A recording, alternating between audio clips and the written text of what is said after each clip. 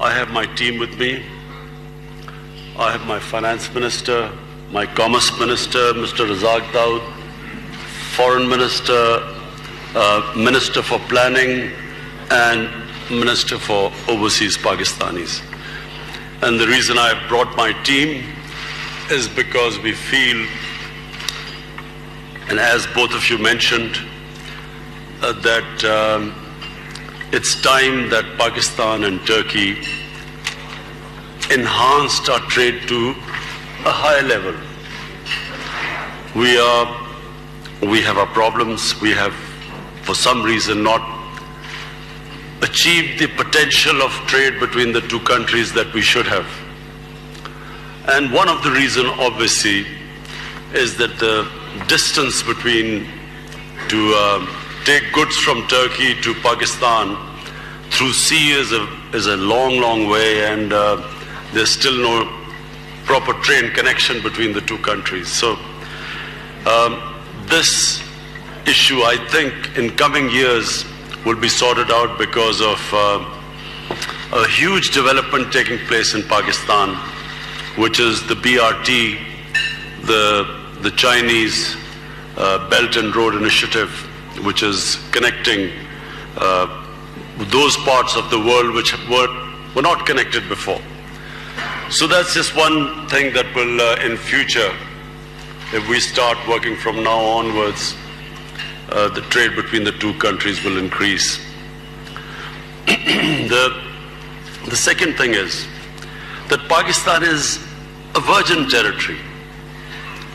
Pakistan is still virgin in the sense that a lot of areas of trade where Pakistan has huge potential have not really started performing. For instance, Pakistan has huge mineral reserves, but we have hardly done exploration even in 5% of the areas where there's oil, there's gas, there's copper, there's cobalt, there's coal, and these areas have hardly been any exploration has been done. But much more importantly, Pakistan has a population of 210 million people. It's one of the youngest population in the world. It has 120 million Pakistanis below the age of 35, which means it has tremendous amount of potential. And secondly is Pakistan's strategic position. It is connected to two of the world's biggest markets, China and India. And hence, Pakistan is on the verge. We are fixing our governance system. What we are trying to do is make it easier for businesses to work. The ease of doing business and cost of doing business, as we speak, we are trying to bring them down. So for businesses from Turkey, we will make it much easier. Already you've mentioned that various investors here I've met are already working in Pakistan.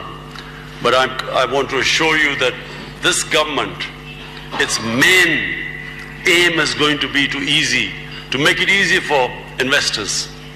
Cut out the red tape, make it easier, allow people to make money, make profits, and create wealth in the country. When you have trade, when you have investment, wealth is created. We desperately need, we have a young population which needs employment. So investment will lead to employment for us and create wealth. Pakistan is embarking on the next 5 years of building 5 million houses, affordable houses. It's a huge project. So your construction companies are welcome. We have, as I said, my team is here to answer questions. That's a huge initiative taken by Pakistan. Then we have, with China, we are developing special economic zones along the along the BRT, the Belt and Road Initiative. And so again, it is a great opportunity for businesses from here to come and invest. But above all, we have what probably is one of the most diverse country in the world in terms of tourism. We have, I don't know whether most of you realize, out of the 12 or 13 highest peaks in the world, half of them are in Pakistan. Pakistan not only has an totally untapped mountain scenery, trekking, an area open for new resorts, but also Pakistan has also the most diverse religious tourism. It's the center of Buddhist civilization. It is the center for Sikh religious tourism, for Hindus, and it also has the oldest, well, I can't say this here because Turkey already, we know this area is probably the oldest civilization in the world. But in Pakistan we have the Indus Valley civilization, which is 5,000 years old.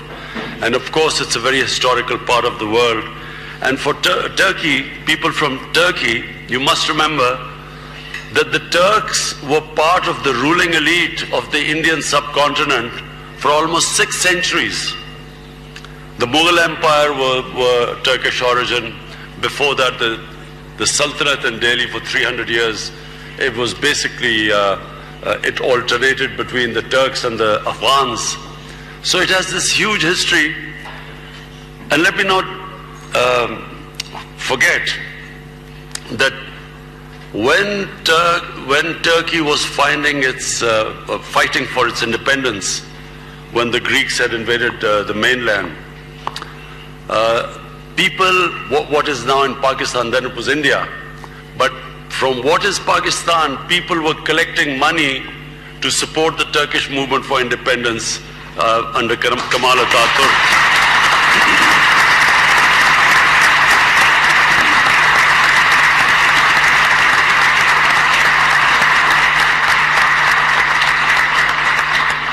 So I look forward to your questions. I have my team here. You can ask questions. They can answer more specifically questions about various areas, about trade, about the measures which we've taken to open up our economy.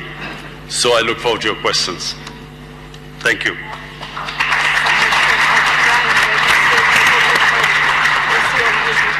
Teşekkür ederim Sayın Başbakan. Thank you very much. It's a great honor for us to, it's a very